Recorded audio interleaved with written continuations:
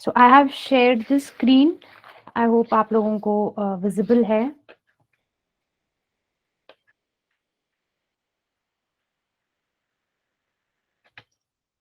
Last class में हमने biomolecules पढ़ा था, बायोमोलिक्यूल्स की टाइप्स पढ़ी थी, जैसे कि आपने बताया मैक्रो और माइक्रो मॉलिक्यूल्स, बिल्कुल सही।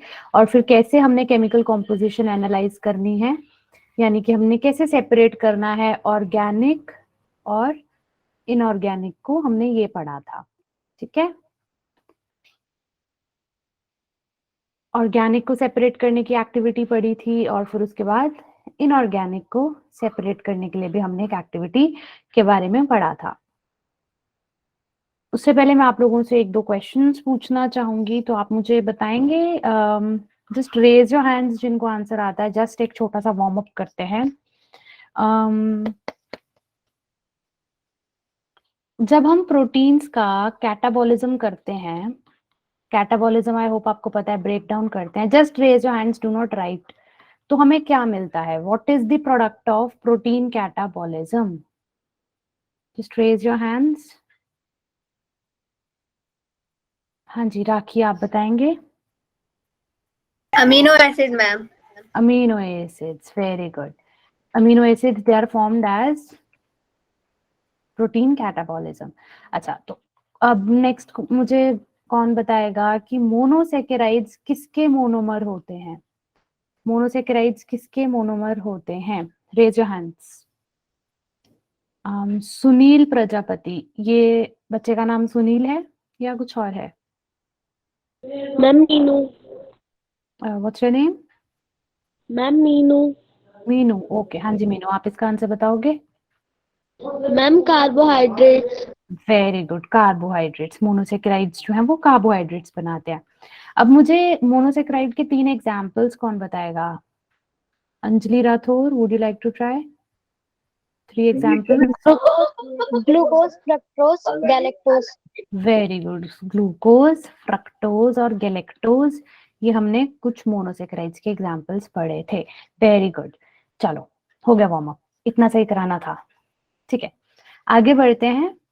अब आप लोगों के मन में कुछ डाउट होगा कि लिविंग ऑर्गेनिजम्स की बॉडी में भी कार्बन, हाइड्रोजन, ऑक्सीजन, नाइट्रोजन, इस तरह के एलिमेंट्स प्रेजेंट होते हैं, और नॉन लिविंग ऑर्गेनिजम्स में भी तो ये चीजें प्रेजेंट रहती हैं, कार्बन, हाइड्रोजन, ऑक्सीजन, नाइट्रोजन, ये सब। तो डिफरेंस क्या हुआ लिविंग और नॉन लिविंग में? फिर डिफरेंस क्या है? The difference lies in their composition, मतलब कि कितने परसेंटेज ये एलिमेंट्स प्रेजेंट है। जैसे हम एग्जांपल लेते हैं कार्बन का, तो जो कार्बन है ह्यूमन बॉडी में 18.5% जो हमारी बॉडी का वेट है वो किसका बना हुआ है? कार्बन। और अर्थ के क्रस्ट में कार्बन कितनी प्रेजेंट है? सिर्फ 0.03%, यानी कि नॉन लिविंग वर्ल्ड में सिर्फ इतनी कार्बन प्रेजेंट है। और लिविंग वर्ल्ड यानी कि ह्यूमन बॉडी में या लिविंग ऑर्गेनिजम्स में कितनी ज्यादा अमाउंट है। तो लिविंग और नॉन लिविंग में यही डिफरेंस है कि कितना परसेंटेज उस एलिमेंट का प्रेजेंट है। जैसे हम सिलिकॉन का एग्जाम्पल लेते हैं, नॉन लिविंग ऑर्गेनिजम्स में यानी कि अर्थ के क्रस्ट में सिलिकॉन बहुत अबंडेंट है, मैम 27.7%। आपकी वॉइस ब्रेक हो रही है। क्या सबको वॉइस इशू आ रहा है या सिर्फ? No ma'am. नहीं हो रहा ना? हाँ, आई थिंक कुछ ठीक ठीक। सो बच्चे आप एक बार अपना नेटवर्क या देख लीजिए या हेडफोन्स यूज कर लीजिए। ओके, सो सिलिकॉन जो है अर्थ के क्रस्ट में 27.7% वेट प्रेजेंट है और ह्यूमन की बॉडी में ऑलमोस्ट नेग्लिजिबल। तो बेसिकली लिविंग और नॉन लिविंग में यही डिफरेंस है कि लिविंग ऑर्गेनिजम्स में कुछ एलिमेंट्स बहुत ज्यादा प्रेजेंट हैं, तो नॉन लिविंग में वो बहुत कम होते हैं। और सिमिलरली कुछ ऐसे एलिमेंट्स होंगे जो नॉन लिविंग में ज्यादा अमाउंट में प्रेजेंट होंगे और लिविंग ऑर्गेनिजम्स में कम अमाउंट में प्रेजेंट होंगे। ठीक है, तो ये फर्क होता है लिविंग और नॉन लिविंग में। पॉलीमर और मोनोमर्स ये हम लास्ट क्लास में कर चुके थे, आप लोगों को ये अच्छे से पता भी है, आपने अभी मुझे आंसर भी दिया। इसके बाद मैं आपको बताऊंगी आज अमीनो एसिड्स के बारे में कि अमीनो एसिड्स क्या हैं। आप लोगों ने पहले ही बता दिया था कि अमीनो एसिड्स होते हैं प्रोटीन के बिल्डिंग ब्लॉक्स। अब इनका स्ट्रक्चर कैसा होता है, ये देखने में कैसे होते हैं?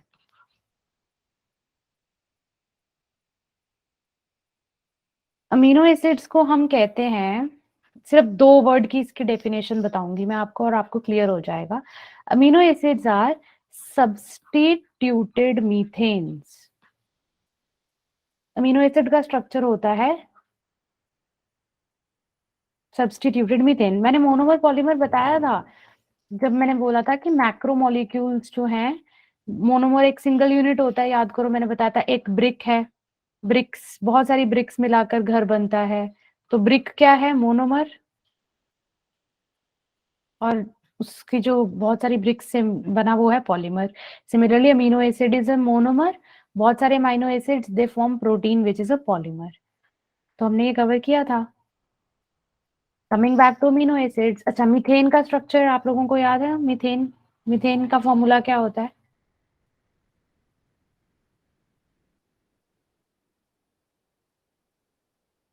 CH4। Very good Jyoti and Sakshi. तो मीथेन कुछ ऐसा दिखता है, राइट। सब्स्टिट्यूटेड मीथेन का मतलब है कि इसमें जो एक हाइड्रोजन को हम वहीं रखेंगे, बाकी 3 हाइड्रोजन को हम सब्स्टिट्यूट कर देंगे, यानी कि इन 3 हाइड्रोजन की जगह कोई और ग्रुप ऐड कर देंगे। और ये कौन से ग्रुप्स होते हैं? एक होता है COOH यानी कि carboxylic acid group, carboxylic acid group. दूसरा होता है NH2 जिसको हम अमीनो ग्रुप कहते हैं। आई होप आप ये लोग, अगर हाँ ये वाला टॉपिक आप लोग साथ के साथ लिखेंगे तो आपको बहुत अच्छे से क्लियर हो जाएगा। इसको बनाएंगे अमीनो एसिड्स के स्ट्रक्चर्स को साथ में नोटबुक और पेन लेकर, तो it will be much easier for you to understand this. And next is एक होता है R ग्रुप जिसको हम वेरिएबल ग्रुप भी कहते हैं।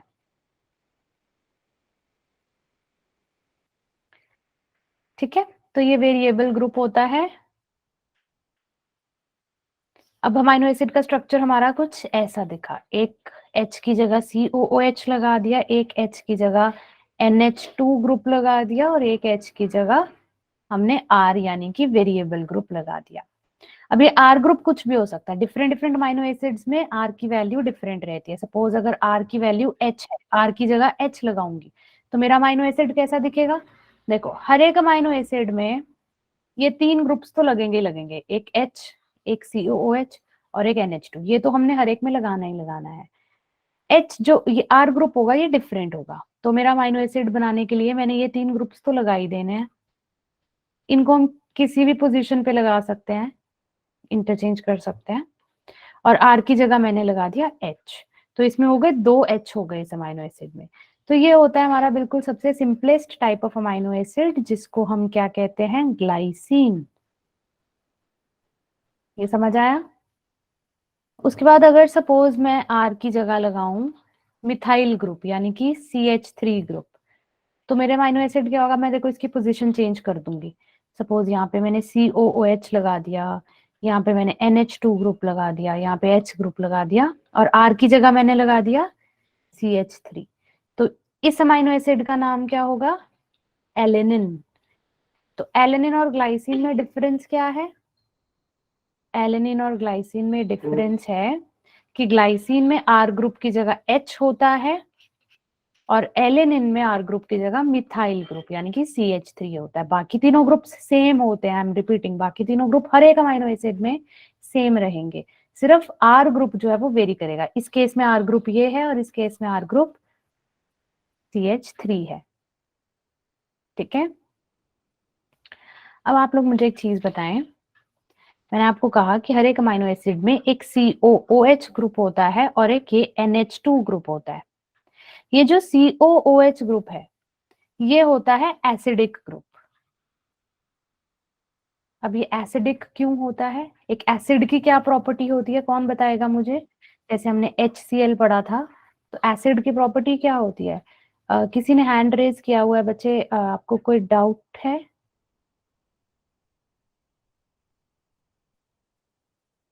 आप लोग हैंड्स डाउन कर लीजिए।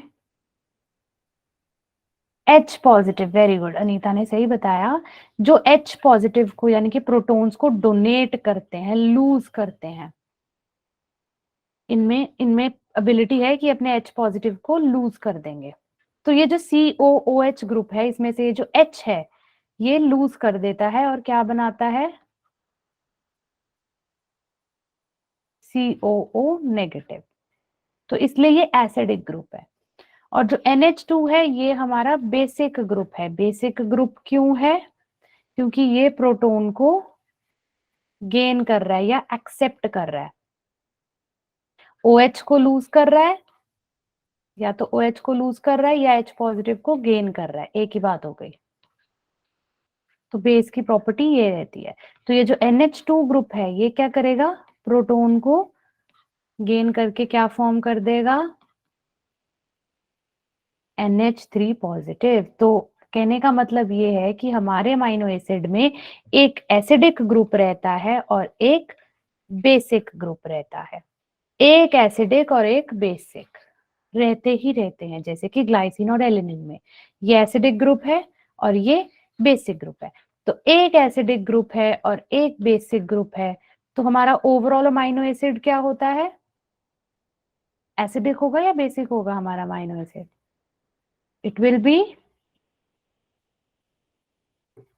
न्यूट्रल, क्योंकि एक एसिड और एक base. Very good Prachi, it will be neutral. अगर, लेकिन अब मैं आपके सामने एक अमाइनो एसिड बनाती हूँ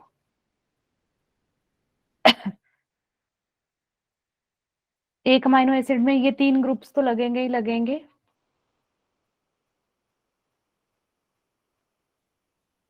अब सपोज मैंने एक अमाइनो एसिड बनाया, ये वाला, इसके R ग्रुप के अंदर एक COOH ग्रुप है, सी, ये वाला COOH तो अलग है, इसके R ग्रुप के अंदर ही एक COOH है। तो अब आप मुझे बताओ कि आपको COOH और NH2 कितने नजर आ रहे हैं, COOH कितने नजर आ रहे हैं आपको। टोटल इस अमाइनो एसिड में एसिडिक ग्रुप 2 हो गए, वेरी गुड। और NH2 सिर्फ एक है। तो क्या अब ये मेरा अमाइनो एसिड न्यूट्रल रहा, will it be neutral, no. तो ये अमाइनो एसिड मेरा क्या हो गया, एसिडिक। वेरी गुड, गुड, आप लोगों को ये चीज समझ आ गई। और इस अमाइनो एसिड का नाम क्या है, एस्पार्टिक एसिड। गुड। अभी तक हमने ग्लाइसिन और एलिनिन पढ़े थे, वो न्यूट्रल अमाइनो एसिड में आते थे। एस्पार्टिक एसिड, इसके नाम में ये एसिड है, which means it is an acidic amino acid। आवाज का इशू क्या सबको आ रहा है या सिर्फ नेहा को आ रहा है, नहीं आ रहा ना, क्लियर है, ठीक है। क्योंकि अगर मेरी तरफ से आवाज का इशू होगा तो हर बच्चे को आवाज का इशू होगा। अगर सिर्फ किसी एक बच्चे को दिक्कत आ रही है तो इट मीन्स कि उनके नेटवर्क में कुछ इशू है, ठीक है। चलो एक और डायग्राम अब मैं बनाती हूँ।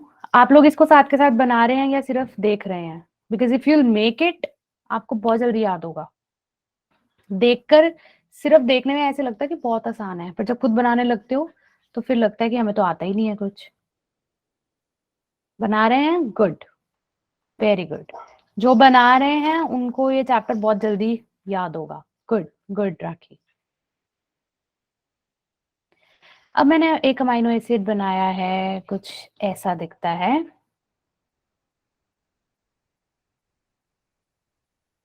इसके आर ग्रुप में देखो, इसका आर ग्रुप थोड़ा बड़ा है, इसके आर ग्रुप में NH2 है, तो ये very good, very good Simi. इसमें COOH तो एक ही है, लेकिन NH2 ग्रुप्स जो हैं वो 2 हो गए, 2। So it is basic amino acid. बिल्कुल सही, बिल्कुल सही। और इसका नाम है लाइसीन, इसका नाम है लाइसीन। अब तक हमने 4 अमाइनो एसिड्स कर लिए, ग्लाइसिन, एलिनिन, ये दोनों न्यूट्रल थे, एस्पार्टिक एसिड ये एसिडिक था, और लाइसीन वो बेसिक है। एसिडिक होगा उसे क्या कहेंगे, एक बार फिर से बता दीजिए। जो एसिडिक होगा उसको हम एसिडिक ही कहेंगे, क्योंकि इसमें आर ग्रुप में एक COOH एसिडिक ग्रुप लगा हुआ है। एस्पार्टिक एसिड इसका एग्जाम्पल है। हाँ, NH2 को मैंने H2N क्यों लिखा, क्योंकि देखो ये जो कार्बन है, ये कार्बन इस नाइट्रोजन के साथ बॉन्ड बना रही है एक्चुअल में। इसको ऐसे भी लिख सकते हैं, कोई दिक्कत नहीं है, बट आप लोग अगर मैं इसको NH2 लिखूंगी तो ये एक तरह से इट शोज कि ये H के साथ ज्वाइंट है, ठीक है। तो हम लिख सकते हैं ऐसे भी, मैं कई जगह लिख देती हूँ C के साथ NH2 ऐसे भी लिख देती हूँ, बट आपको फिर पता होना चाहिए कि यहाँ पे जो बॉन्ड है वो कार्बन और नाइट्रोजन के बीच में है, कार्बन और हाइड्रोजन के बीच में नहीं है। क्लियर हुआ? ये बहुत अच्छा क्वेश्चन पूछा अनम ने। हाँ जी सिमी पूछो। इस क्लास में सिमी खातून और सिमरन खातून सेम ही है या डिफरेंट है? सिमी खातून सिमरन खातून एक ही है, अच्छा। We logged in with a different ID. हाँ जी हाँ जी, यू कैन आस्क। ये हम मैम ऐसे ये करें। जो हाँ जी बोलो। मैम ये जो R ग्रुप है, तो मैम इसमें CH2 लगाना जरूरी है, या सीधा हम एसिड या बेस का वो जो एक और ग्रुप लगाएंगे, या वही सीधा लगा दे? जैसे कि अगर एसिड बनाना है तो सीधा R ग्रुप में COOH नहीं लगा सकते? नहीं नहीं, तो बट वो एस्पार्टिक एसिड का स्ट्रक्चर ही ऐसा है, उसका फॉर्मूला ही ऐसा है, उसमें CH2 और COOH आता है। हम कुछ नहीं कर रहे हैं, ये उसका स्ट्रक्चर है, वो देखने में ऐसा होता है, इसलिए मैंने ऐसा बनाया, ठीक है।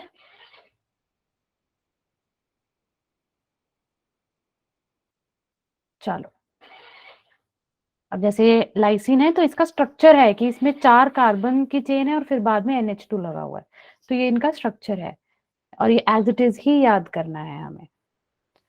तो अमाइनो एसिड के 3 टाइप्स हमने कर लिए, एसिडिक, बेसिक और न्यूट्रल। मैंने आपको एक एक दो एग्जांपल्स बताए हैं, बट इसके और एग्जांपल्स भी आप याद कर सकते हैं। लाइक एसिडिक में ग्लूटामिक एसिड, बेसिक में आर्जिनिन, न्यूट्रल में एलिनिन, ग्लाइसिन के साथ साथ वेलिन एंड फिनाइल एलिनिन भी होता है। अमाइनो एसिड्स 2 तरह के होते हैं, essential and non essential. Essential, अब देखो कुछ अमाइनो एसिड्स हमारी बॉडी खुद बना लेती है, लेकिन कुछ अमाइनो एसिड्स हमारी बॉडी नहीं बना पाती, तो हमें डाइट के थ्रू उनको लेना पड़ता है। तो वो अमाइनो एसिड्स जो हमारी बॉडी खुद नहीं सिंथेसाइज कर पाती और हमें उसको बाहर से फूड या डाइट में लेना पड़ता है, उसको बोलते हैं एसेंशियल अमाइनो एसिड। और जो अमाइनो एसिड हमारी बॉडी खुद बनाती है उसको हम कहते हैं नॉन एसेंशियल, क्योंकि हमें उसको बाहर से लेने की जरूरत नहीं है। We don't have to depend upon any outer source for that, ठीक है। सो ये 2 तरह के होते हैं। इसमें बहुत सारे एग्जाम्पल्स हैं, एक सेमी एसेंशियल टाइप भी होती है, तो आपको एक ट्रिक बता देती हूँ याद करने की। हिल MTV टैप, ये आप लोगों ने याद रखना है। हिल MTV टैप ये क्या है? Histidine, isoleucine, leucine, lysine, methionine, tryptophan, valine, threonine, arginine and phenylalanine. अब डर मत जाना ये नाम सुनकर कि ये क्या हो गया। ये 10 अमाइनो एसिड्स के नाम है। हिल MTV टैप आप ऐसे याद कर सकते हैं।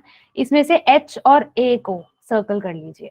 तो ये जो H और A वाले हैं, यानी कि हिस्टिडीन और आर्जिनिन, ये दोनों आते हैं सेमी इसेंशियल में। सेमी इसेंशियल का मतलब क्या हुआ? वो अमाइनो एसिड्स जो हमारी बॉडी को बाहर से भी चाहिए और हमारी बॉडी खुद भी बना लेती है।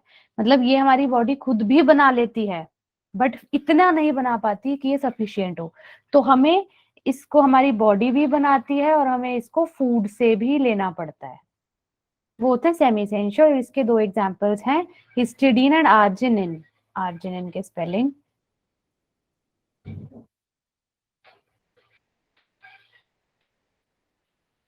ओके। और बाकी ये जो बाकी हैं, ये सारे 8 अमाइनो एसिड्स, ये एसेंशियल के एग्जांपल हैं। तो अगर आपको एसेंशियल अमाइनो एसिड्स के नाम याद करने हैं तो आप इस टेक्निक से याद कर सकते हैं, हिल MTV टैप। बाकी जो, अब देखो हमारे पास टोटल 20 अमाइनो एसिड्स हैं जो प्रोटीन्स फॉर्म करते हैं, उसमें से 10 तो ये हो गए, जो बचे 10 वो है नॉन एसेंशियल। हाँ, ये मैंने लाइन वाइज लिखे हैं। बहुत सारे नाम हैं, मैं नहीं चाहती कि आपको 20 के 20 अमीनो एसिड एकदम से याद करने पड़े, तो इसी बहाने आप सिर्फ 10 अमीनो एसिड्स याद कर लीजिए। ओके, ये ट्रिक है एक छोटी सी जो आपको नाम याद करने में हेल्प करवाएगी, एसेंशियल और नॉन एसेंशियल, क्योंकि ये एमसीक्यूज में आ सकते हैं। सेमी एसेंशियल भी पता होना चाहिए आपको। ओके, अब जल्दी से ज्विटरायन करते हैं।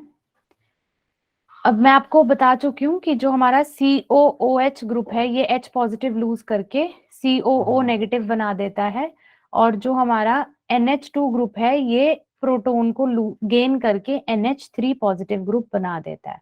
ऐसे ही होता है। तो जिस मॉलिक्यूल में एक टाइम पे नेगेटिव और पॉजिटिव दोनों चार्जेस प्रेजेंट होते हैं उसको हम कहते हैं ज्विटर आयन। इसके लिए आप एक नीचे वाला ये डायग्राम देखिए। ए फिगर में आपको कौन सा चार्ज दिख रहा है? मैं पीछे जाती हूँ, एक बार आप ये बताइए, ए फिगर में आपको कौन सा चार्ज दिख रहा है? Positive, right? सिर्फ इस पे। और सी फिगर में आपको कौन सा दिख रहा है? Very good, very good. C में आपको कौन सा दिख रहा है? नेगेटिव चार्ज, जो कि सिर्फ COO नेगेटिव पे। Very good Simi. और जो बी डायग्राम में देखो दोनों चार्जेस सेम टाइम पे एग्जिस्ट कर रहे हैं, पॉजिटिव भी और नेगेटिव भी। तो इस टाइप के स्ट्रक्चर को हम क्या बोलेंगे? Zwitter ion. ये देखो, ये होगा एनायन क्योंकि इसमें सिर्फ नेगेटिव चार्ज है। ये होगा केटायन क्योंकि इसमें सिर्फ पॉजिटिव चार्ज है। लेकिन बीच वाला स्ट्रक्चर क्या होगा जिसमें दोनों चार्जेस हैं? उसको हम बोलेंगे ज्विटर आयन। बड़ा प्यारा सा नाम है, ज्विटर आयन। ठीक है, ये न्यूट्रल नहीं होगा, कुछ बच्चे इसमें गड़बड़ करते हैं। देखो, न्यूट्रल क्यों नहीं होगा? क्योंकि न्यूट्रल तो ये होगा ना, इसमें चार्ज सेपरेशन हुई हुई है। हाँ, अगर मैं COOH और NH2 लिखूं then this will be neutral. लेकिन अब मैं इसमें क्या कर रही हूँ, इसके चार्जेस को सेपरेट कर दिया, चार्ज सेपरेशन है, तो हम इसके लिए न्यूट्रल वर्ड नहीं यूज करेंगे। हाँ, overall it will be neutral, इस पे कोई चार्ज नहीं होगा, overall it will be neutral. But इस स्ट्रक्चर का नाम न्यूट्रल नहीं ना होगा, इस स्ट्रक्चर का नाम होगा ज्विटर आयन। ये समझ आया जिसने न्यूट्रल लिखा था कि हाँ overall the charge will be neutral, plus minus neutral हो गया, बट इस स्ट्रक्चर को, इस फॉर्म को हम क्या बोलेंगे? Zwitter ionic form. हाँ, मैंने बता दिया, क्योंकि ये इसमें चार्ज सेपरेशन हुई हुई है। नो डाउट ओवरऑल चार्ज इस पे 0 है, बट इस स्ट्रक्चर को ज्विटर आयन कहते हैं। चलिए, अब हम आते हैं अपने नेक्स्ट टॉपिक पे जिसको हम कहते हैं लिपिड्स।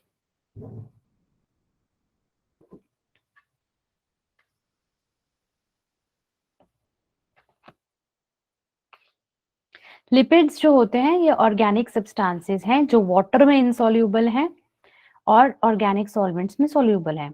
अब मैंने आपको जब मैक्रो और माइक्रो मॉलिक्यूल्स बता रही थी तो उसमें मैंने आपको ये बताया था कि जो लिपिड्स हैं, दो इनका वेट कम होता है, इनको माइक्रो मॉलिक्यूल में आना चाहिए, ठीक है, और ये पॉलीमर भी नहीं बनाते हैं तो इनको बायो माइक्रो मॉलिक्यूल होना चाहिए। बट इनका बिहेवियर जो है वो मैक्रो मॉलिक्यूल से मिलता जुलता है।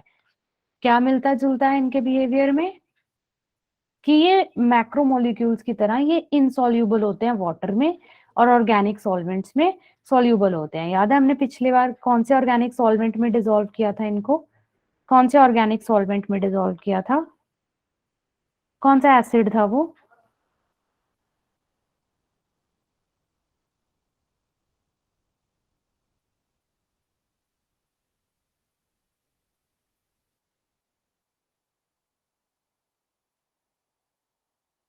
Very good Prachi, trichloro acetic acid.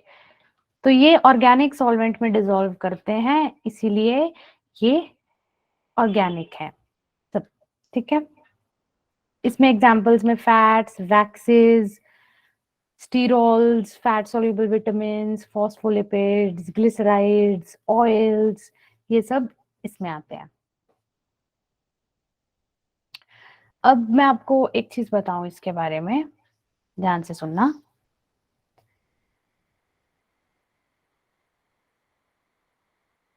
जो हमारे लिपिड्स होते हैं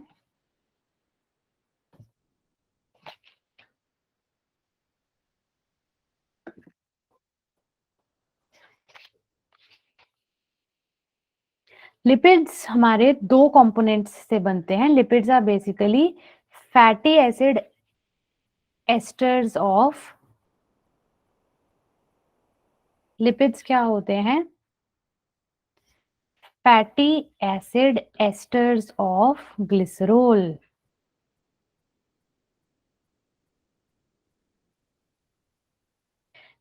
तो फैटी एसिड एस्टर का मतलब है इसमें इसके दो कंपोनेंट्स हैं. एक कंपोनेंट है इसका फैटी एसिड और दूसरा कंपोनेंट है इसका ग्लिसरॉल. इन दोनों के बीच में एस्टर बॉन्ड बनता है और हमारे लिपिड्स बनते हैं. एस्टर बॉन्ड क्या होता है, फैटी एसिड क्या होता है, ग्लिसरॉल क्या होता है, ये मैं आपको भी बताऊंगी. तो सबसे पहले हम करते हैं चलो फैटी एसिड्स. फैटी एसिड्स की डेफिनेशन बड़ी सिंपल है.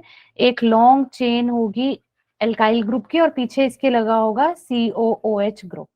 फैटी एसिड की यही पहचान है कि एक COOH ग्रुप होगा और उसके आगे एल्काइल ग्रुप होगा. ये जो R चेन है ये 1 कार्बन से लेके 19 कार्बन लंबी हो सकती है.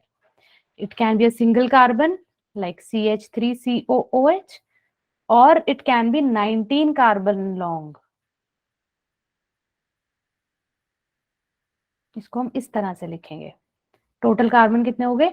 19. 1 17 और ये 2 + 17 19 कार्बन. तो ये हमारे फैटी एसिड्स होते हैं जिसमें सबसे इंपॉर्टेंट क्या है? Carboxylic acid group. ये COOH ग्रुप लगा होता है और साथ में एक एल्काइल चेन होती है R. ये इसका फॉर्मूला है. I hope this is clear. इसमें एग्जाम्पल आते हैं पाल्मिटिक एसिड और एराकिडोनिक एसिड. पाल्मिटिक एसिड में 16 कार्बन्स होती हैं टोटल और एराकिडोनिक एसिड में 12 कार्बन्स होती हैं इन टोटल.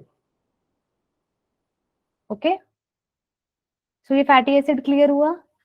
अब ग्लिसरॉल पर आए. आज पहले फैटी एसिड की टाइप्स पढ़ लेते हैं. जो फैटी एसिड है ये दो तरह के होते हैं, सैचुरेटेड और अनसैचुरेटेड. इनके बीच में मैं आपको डिफरेंस बता दूं. जो सैचुरेटेड होंगे इनमें सारे के सारे बॉन्ड्स जो कार्बन के बीच में होंगे वो सिंगल होंगे.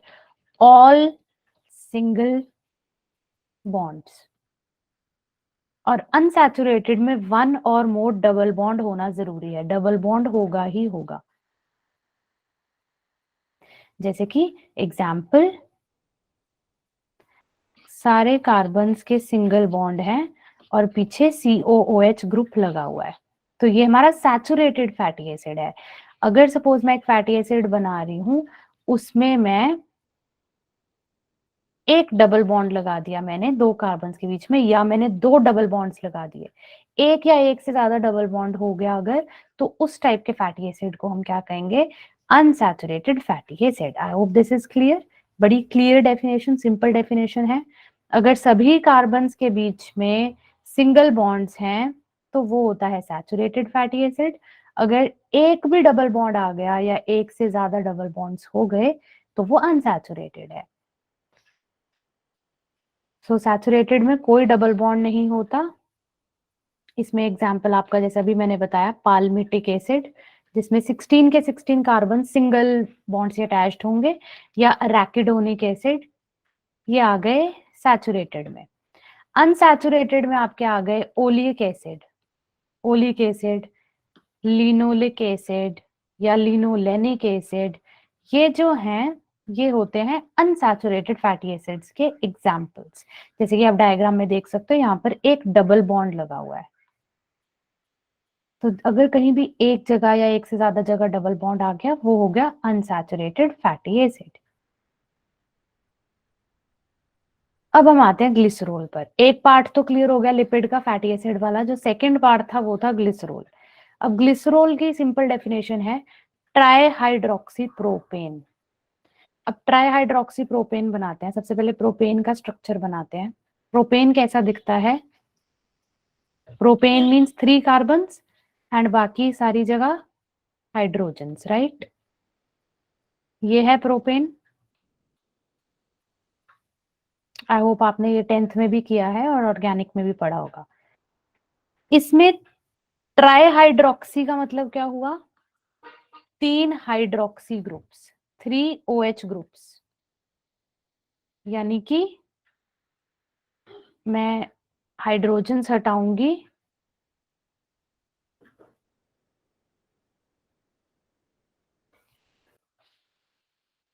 और इन तीनों हाइड्रोजन की जगह मैं एक एक OH ग्रुप लगा दूंगी, कुछ इस तरह। तो इस स्ट्रक्चर को मैं क्या बोलूंगी? इसका नाम क्या होगा? ग्लिसरॉल। बना लिया सबने ये? इसको क्या बोलेंगे? ग्लिसरॉल। अब हमने एस्टर बनाना है ग्लिसरॉल और फैटी एसिड का। एस्टर पहले आपको याद दिलवाऊं मैं पहले। एस्टर क्या होते थे? एक कार्बोक्सिलिक एसिड ग्रुप होता था,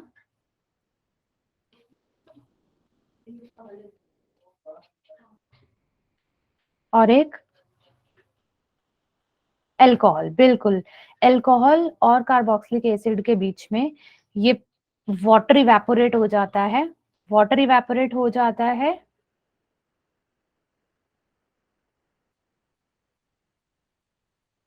मैम कैसे पता चलेगा कि हमें कहाँ क्या लगाना है? कहाँ मतलब? ये तो ऑब्वियसली अंडरस्टूड है कि ग्लिसरॉल, ओल आ गया ना इसमें। ग्लिसरॉल होता है ट्राई हाइड्रोक्सी प्रोपेन, यानी कि प्रोपेन में 3 हाइड्रोक्सी ग्रुप लगा दो। और एस्टर का मतलब क्या होता है? एस्टर तो आपने पढ़ा हुआ है, हमेशा एक कार्बोक्सिलिक एसिड और एक अल्कोहल के ग्रुप के बीच में वाटर इवेपोरेट कर देते हैं, तो इसके बीच में क्या बॉन्ड बन जाता है, और ये कुछ ऐसा दिखता है। इसको हम बोलते हैं एस्टर। सिमिलरली जो मैंने अपना ग्लिसरॉल लिया, ये मेरा ग्लिसरॉल था जिसमें 3 OH ग्रुप लगे हुए हैं, तो इस OH ग्रुप के पास सपोज मेरा एक कार्बोक्सिलिक एसिड आ गया। अब इसको मैं उल्टा करके लिखूंगी, COOH ग्रुप और OH ग्रुप सामने सामने होंगे, तो इसका ये वाटर पार्ट जो है निकल गया, तो इसके बीच में बॉन्ड कैसा बनेगा? It would be something like this. ये बॉन्ड बन गया। ये फैटी एसिड था, ये फैटी एसिड था, और ये ग्लिसरॉल का पार्ट था। इन दोनों के बीच में क्या हुआ? एस्टर बॉन्ड बन गया।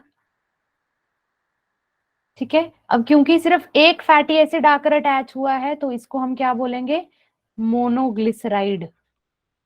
मोनोग्लिसराइड मतलब जब सिर्फ एक फैटी एसिड आकर अटैच हुआ। अगर सपोज यहां भी एक एसिड आकर अटैच हो जाता है, फैटी एसिड, तो ये बन जाएगा डाइग्लिसराइड। अगर यहां पर एक और फैटी एसिड आकर जुड़ गया, तो ये क्या बन जाएगा? ट्राइग्लिसराइड। तो ये बिल्कुल सही साक्षी। तो ये होते हैं हमारे लिपिड्स, इनको कहते हैं लिपिड्स।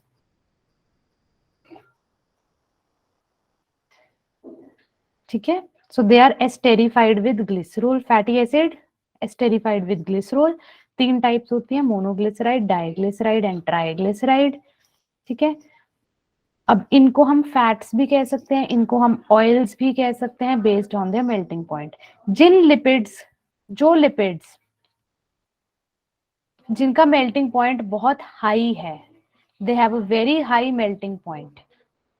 ठीक है, और ये सॉलिड फॉर्म में एग्जिस्ट करते हैं एट रूम टेम्परेचर, इनको हम कहते हैं फैट्स। और जिन लिपिड्स का मेल्टिंग पॉइंट लो होता है और ये लिक्विड होते हैं एट रूम टेम्परेचर, तो हम इनको ऑयल्स बोलते हैं। तो फैट्स और ऑयल्स में क्या डिफरेंस है, ये क्लियर हुआ? फैट्स का हाई मेल्टिंग पॉइंट और ऑयल्स में low melting point. Room temperature मतलब हमारा जो नॉर्मल टेम्परेचर है, उसमें सॉलिड फॉर्म में एग्जिस्ट कर रहे हैं या लिक्विड फॉर्म में। ठीक है, normally room temperature 25 degree Celsius के अराउंड अबाउट लिया जाता है।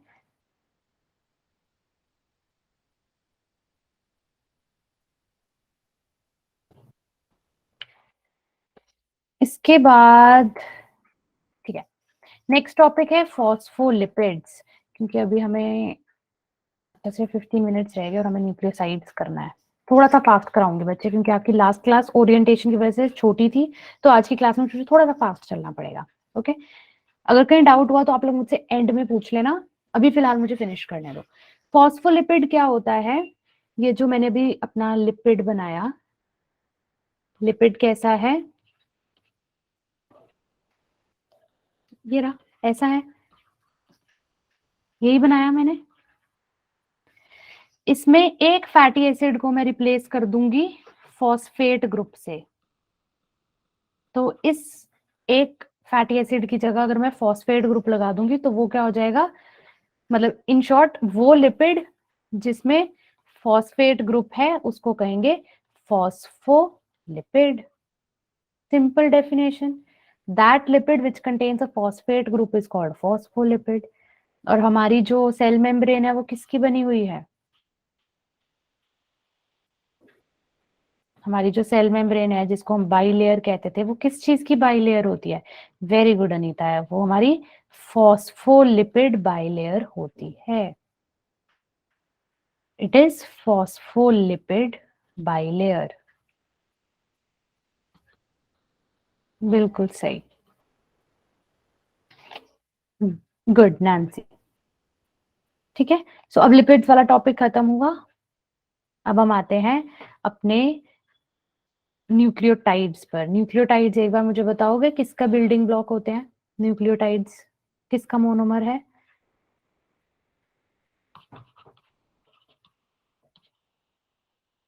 वेरी गुड साक्षी, न्यूक्लिक एसिड्स। न्यूक्लियोटाइड्स जो हैं सिर्फ यूरिडीन नहीं, न्यूक्लिक एसिड बनाते हैं। बिल्कुल सही। न्यूक्लियोटाइड्स के 3 कंपोनेंट्स होते हैं, 3 कंपोनेंट्स हैं इसके। एक होता है पेंटोज शुगर, ये लोग, ये चीज प्लीज आप लोग साथ के साथ बना लेना, नहीं तो आपको बहुत मुश्किल लगने वाला है। और एक होता है नाइट्रोजनस बेस। जो चीजें मैं लिख रही हूँ ट्राई कि आप लोग भी इसे नोट कर लें, हो सकता है आपके नोट्स में ये चीज ना मिले। And third is a phosphate group.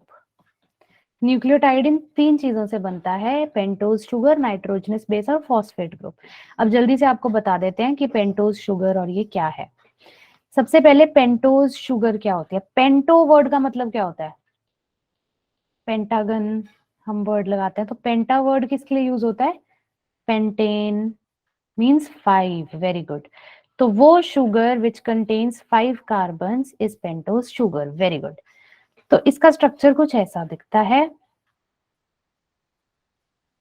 इसमें ये फर्स्ट पोजीशन है, ये सेकंड पोजीशन है, ये थर्ड पोजीशन है और ये फोर्थ पोजीशन है। इस पे कार्बन्स लगे हुए हैं, फर्स्ट, सेकंड, थर्ड और फोर्थ पे। तो क्या ये स्ट्रक्चर पेंटोज शुगर का बन गया? Will this be called a pentose sugar? No, क्योंकि अभी इसमें सिर्फ 4 कार्बन्स हैं, 5वीं रहती है, 5वीं लगती है बाहर, 5वीं को घर से बाहर निकाला हुआ है, उसको घर में नहीं घुसने देते, वो 5th कार्बन बाहर रहती है। ठीक है, ये वो आवारा बच्चा है जो घर के बाहर ही रहता है सारा टाइम, सो ये 5th कार्बन है। तो इस तरह से पेंटोज शुगर में 5 शुगर्स होती हैं और हर एक कार्बन पे हाइड्रोजन और H और OH ग्रुप लगे होते हैं।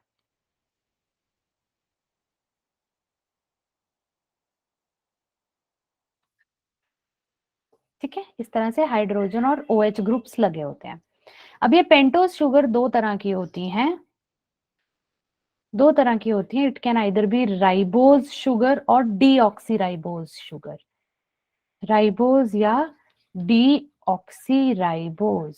अब इनमें फर्क क्या है? ये स्लाइड देखने को कोई कह रहा था। इन दोनों में जो डिफरेंस है, it lies on carbon number 2।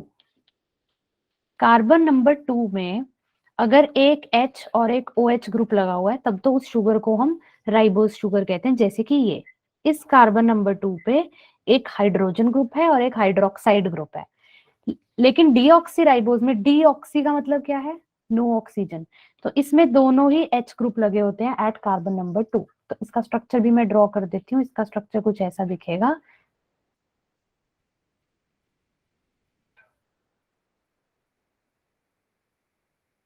ये कार्बन 1 है, ये 2 है, ये 3 है, ये 4 है और ये 5 है।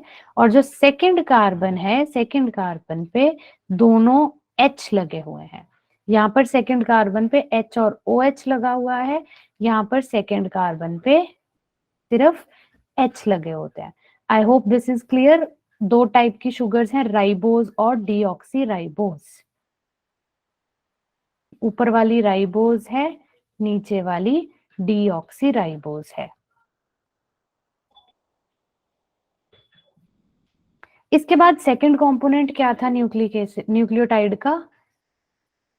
वो था नाइट्रोजनस बेस।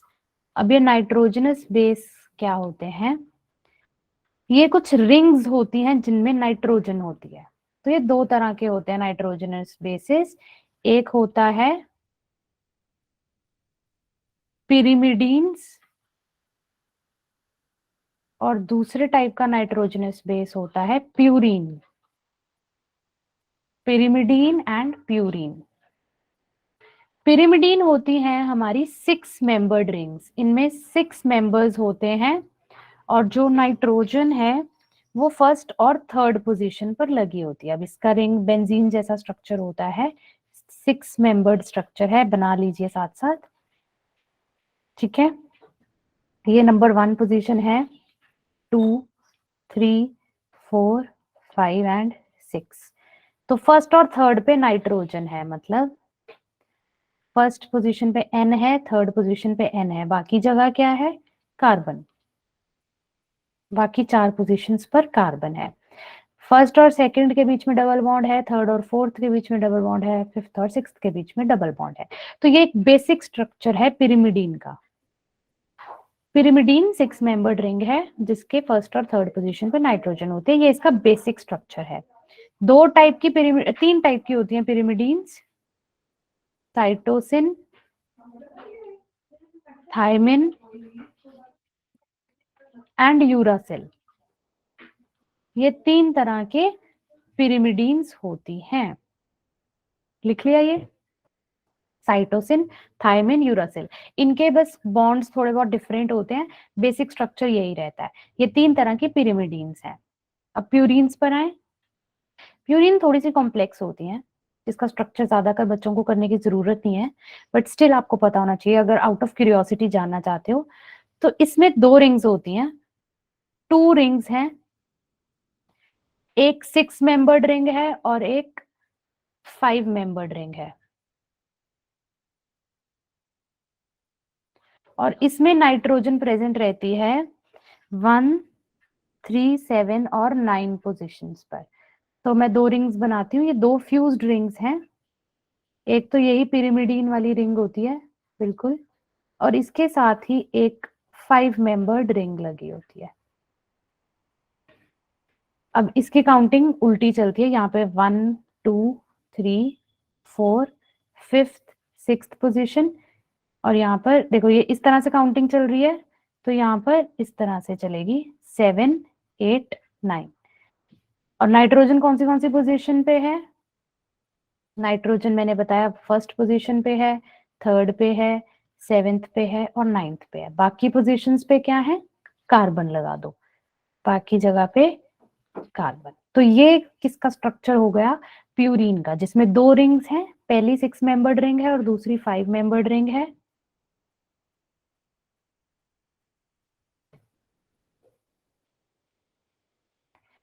पिरिमिडीन्स में NH लगेगा या सिर्फ? हाँ ऑब्वियसली, मैंने आपको सिर्फ अभी हाइड्रोजन नहीं दिखाए हैं।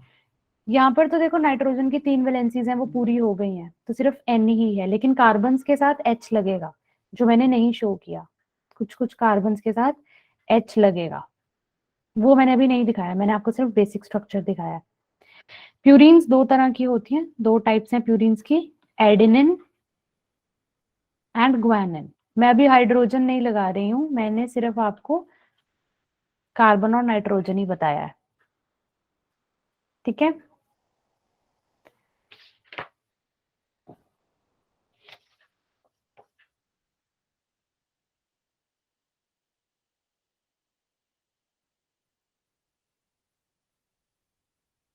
जो डबल बॉन्ड है ना, ये वेरी करता रहता है।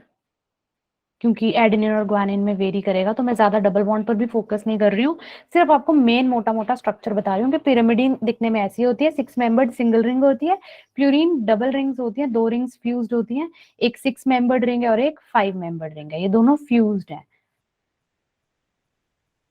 तो ये हो गए हमारे नाइट्रोजनस बेसिस। 5 टाइप्स के नाइट्रोजनस बेसिस हैं, 3 पिरामिडीन्स होती हैं और 2 प्यूरीन्स होती हैं। ये क्लियर हो गया? सो हमने पढ़ लिया 3 कंपोनेंट, पेंटोज शुगर 2 टाइप्स की, राइबोज एंड डीऑक्सीराइबोज, और नाइट्रोजनस बेस हमने 5 टाइप्स के किए, साइटोसिन, यूरासिल, थायमिन, एडेनिन और ग्वानिन, जिसमें से 2 प्यूरीन्स हैं, 3 पिरामिडीन्स हैं, और थर्ड होता है फॉस्फेट ग्रुप। तो ये हमने अभी तक पढ़ा नाइट्रोजनस बेस,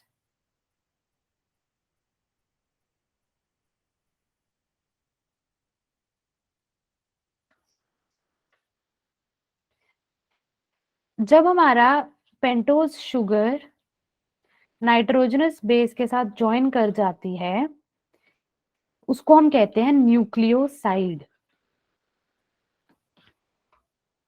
जो कि आप इस डायग्राम में, फर्स्ट डायग्राम में देख सकते हैं। ये हमारी पेंटोज शुगर है, उसके साथ सपोज एडेनिन नाइट्रोजनस बेस जुड़ गया, तो 1 nitrogenous base and 1 sugar, it will form nucleoside. Nucleoside में 2 कंपोनेंट्स होते हैं सॉरी,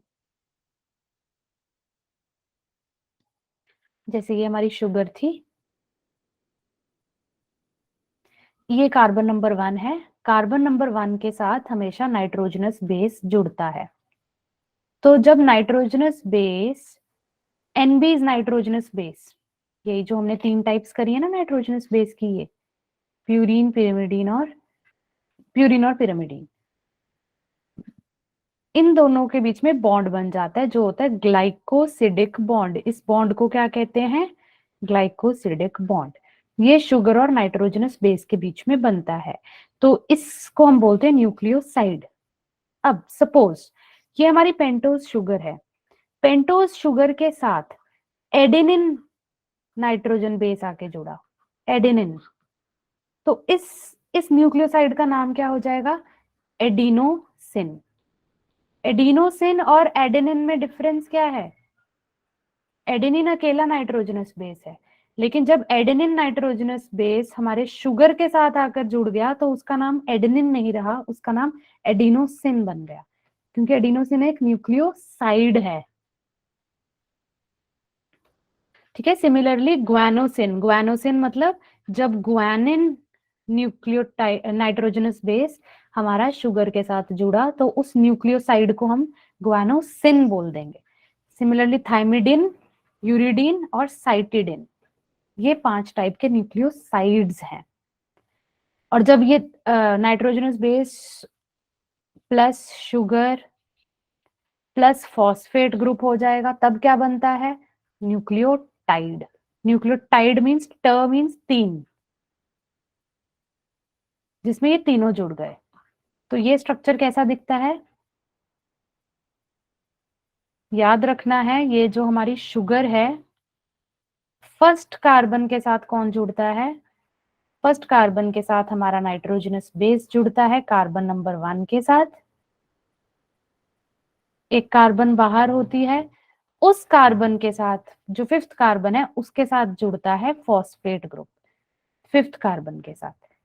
बीच में शुगर है, शुगर के एक साइड नाइट्रोजनस बेस जुड़ जाता है, शुगर के दूसरी साइड फॉस्फेट ग्रुप जुड़ जाता है, और इस पूरे स्ट्रक्चर को हम क्या कहते हैं? इसको कहते हैं न्यूक्लियोटाइड। देख लीजिए पहली स्लाइड, बिल्कुल Nancy, good.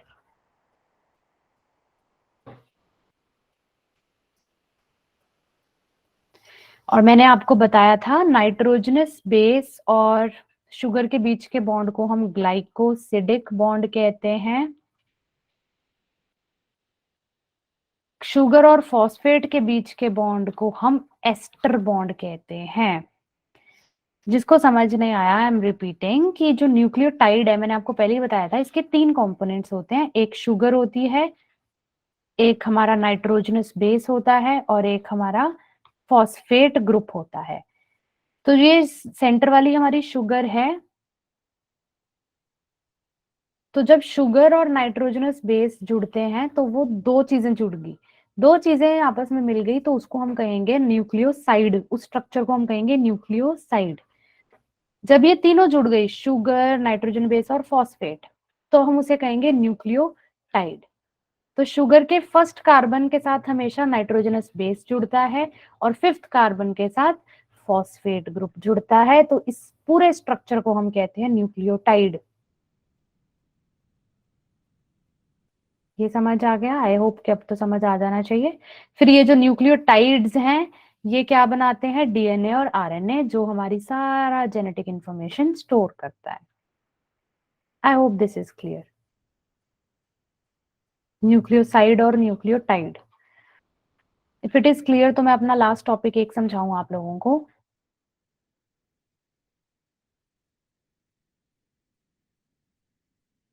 Okay, so last topic है मेटाबोलाइट्स। क्लियर है? चलो गुड। अब मेटाबॉलिज्म देखो, मेटाबोलाइट्स क्या होते हैं? पहले तो मेटाबॉलिज्म क्या होता है? मेटाबॉलिज्म दो तरह के होते हैं, एक होता है कैटाबॉलिज्म और एक होता है एनाबॉलिज्म। आई होप आपको ये चीज पता है। सम ऑफ ऑल द रिएक्शंस।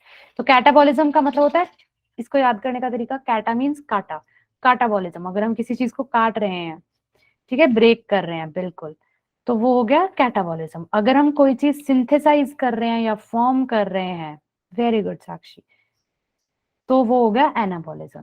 तो जो चीजें, वो प्रोडक्ट्स जो एनाबॉलिज्म या कैटाबॉलिज्म में पार्टिसिपेट कर रहे हैं या as a result of metabolism बन रहे हैं, उनको कहते हैं मेटाबोलाइट्स। जो पार्टिसिपेट कर रहे हैं मेटाबॉलिज्म में वो मेटाबोलाइट्स हैं, ठीक है। अब हर एक रिएक्शन के दौरान कुछ ना कुछ बनता है, कोई ना कोई प्रोडक्ट बनता है, ठीक है। सपोज जैसे ग्लाइकोजन है, ग्लाइकोजन को ब्रेक किया तो ग्लूकोज बन गया। अब ये ग्लूकोज चुपचाप थोड़ी बैठेगा, ये ग्लूकोज आगे किसी और रिएक्शन में चला जाएगा, ठीक है। ग्लूकोज आगे कोई और मेटाबॉलिज्म का पार्ट बन जाएगा। तो ये ग्लूकोज क्या हुआ? हमारा प्राइमरी मेटाबोलाइट। प्राइमरी मेटाबोलाइट क्या होता है? जो किसी रिएक्शन के दौरान बन रहा है और आगे फिर किसी और रिएक्शन में यूज हो रहा है, ठीक है। It is used in some other physiological process.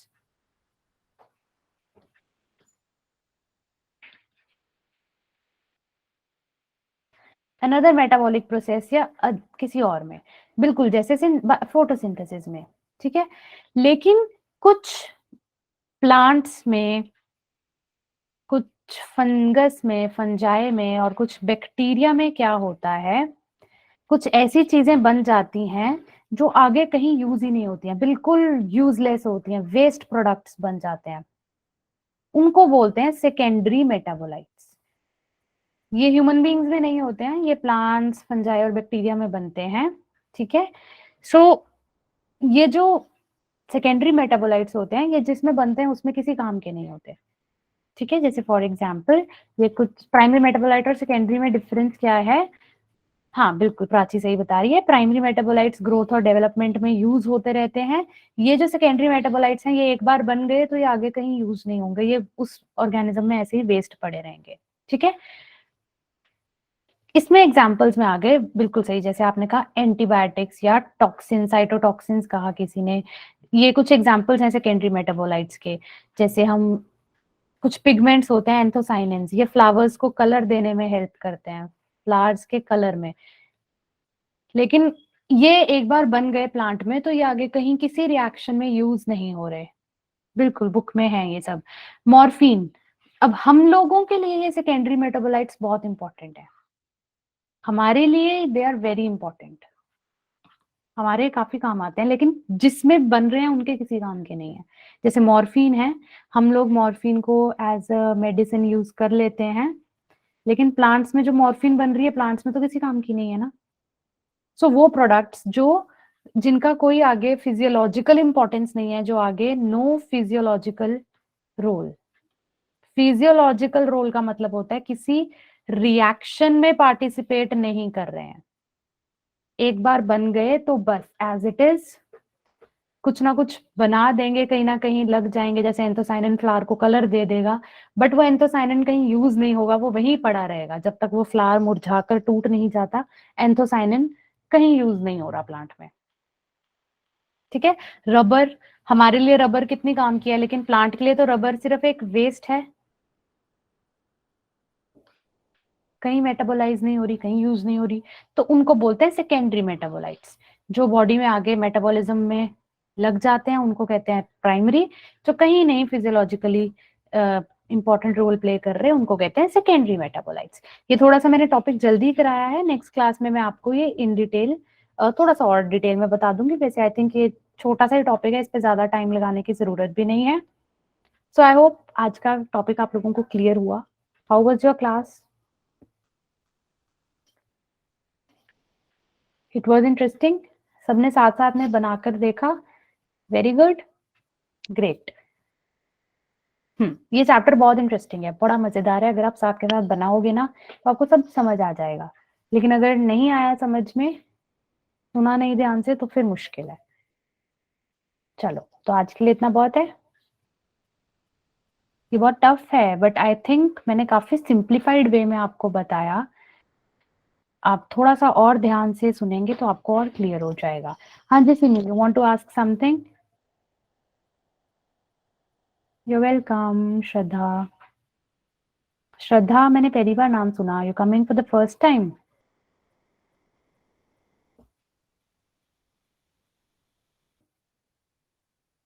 पोल नहीं होगा, पोल अभी नहीं होगा, क्योंकि अभी हमने कुछ ज्यादा पार्ट ही कवर नहीं किया है। तो अभी हम कवर कर लें सिलेबस, फिर उसके बाद आपसे डेफिनेटली एक पूरा सेशन में पूरे चैप्टर के क्वेश्चंस पूछे जाएंगे। तो अभी इतना कुछ क्वेश्चंस वाला सीन इसलिए नहीं है because we have not covered that much of syllabus. ठीक है, चलो। So okay, bye bye everyone, good night. Okay, see you guys in next class.